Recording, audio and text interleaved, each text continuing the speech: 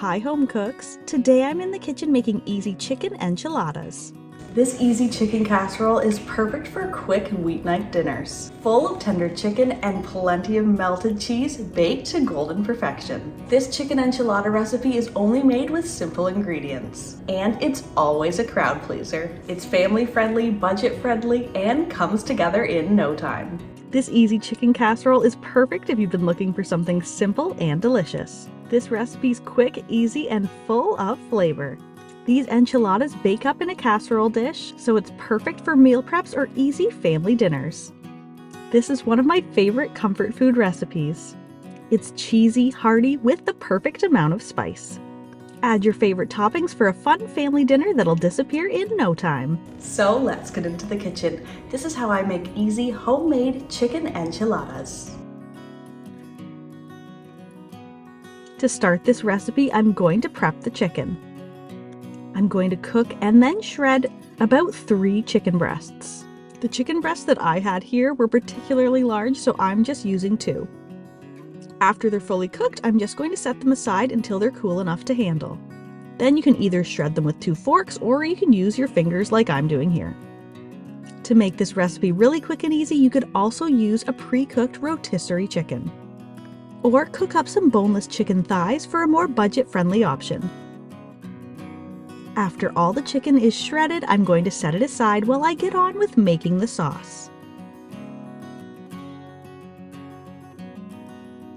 In a large sauce pot or Dutch oven on medium heat, I'm going to add in about 2 tablespoons of oil. Add in 1 small diced onion. I'm just going to let this fry in the oil, stirring occasionally until the onion is soft and just starting to color. Now I'm going to grate in 2 cloves of garlic. Fry this along with the onion until it's soft and fragrant. And now for those signature enchilada flavors, I'm going to add in 1 tablespoon of ground chili powder, 1 teaspoon of cumin, a half teaspoon of dried oregano, a 1/4 teaspoon of cinnamon, and a half teaspoon of chili flakes. But you can add more or less depending on how spicy you want your enchiladas to be. I'm also going to stir in a half teaspoon of salt and a 1/4 teaspoon of pepper. Then I'm going to add in 1 large can of diced tomatoes. I'm going to simmer this all together for about 5 minutes. Then using a stick blender, I'm going to puree it until smooth. Before moving on, I'm going to set about half of the sauce aside. Then to my pot with the remaining sauce, I'm going to stir in all the shredded chicken. Stir to coat all the chicken in the rich, flavorful sauce. And now I'm ready to assemble the enchiladas. This filling should be enough to fill about 8 large flour tortillas. First, I'm going to scoop in a layer of the chicken mixture. Then top with a handful of cheese. I'm using grated cheddar cheese here, but you can use whatever cheese you'd like for your enchiladas. Fold your flour tortillas over and roll them up. As I fill them, I'm going to be lining them into a large rectangular casserole dish. Just continue filling and rolling until all of your mixture is used up.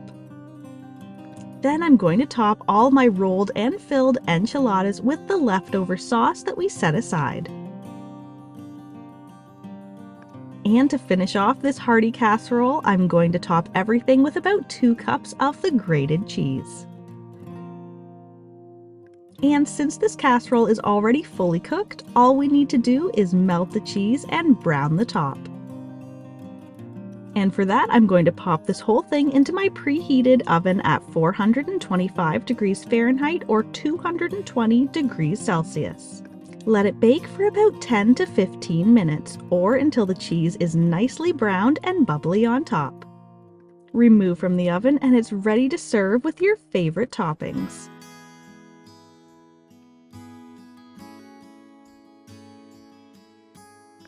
I'm serving mine with a generous dollop of sour cream on top, some diced chunks of avocado, and a little bit of hot sauce. But some other great options are fresh tomatoes, chives, jalapenos, or even salsa. I like to serve mine with a simple salad on the side.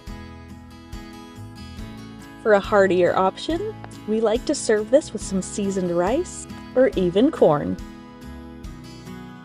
And as always, you can find a link to the full written recipe in the description box below.